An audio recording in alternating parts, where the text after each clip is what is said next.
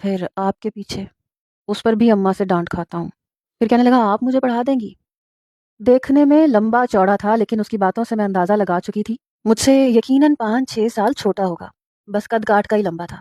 Deal ڈول اچھا تھا، اس لیے اپنی عمر سے بڑا لگتا تھا، اور اس کم عمر کے لڑکوں کو عاشقی کا بخار کچھ زیادہ ہی چڑھتا ہے۔ میں نے کہا ٹھیک ہے، میں تمہیں پڑھایا کروں گی۔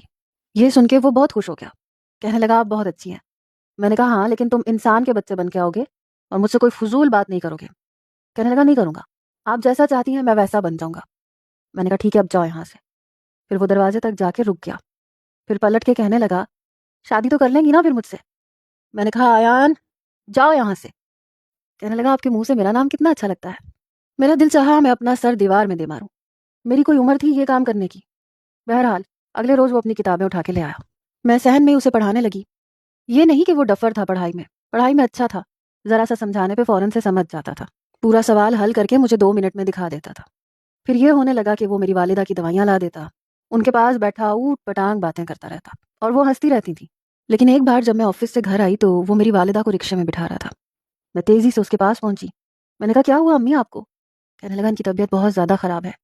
میں فوراً سے اپنی والدہ کے ساتھ ہی رکشے میں بیٹھ گئی۔ وہ کھینچ کھینچ کے سانس لے رہی تھیں، موٹر سائیکل پر وہ ہمارے ساتھ ساتھ ہی تھا۔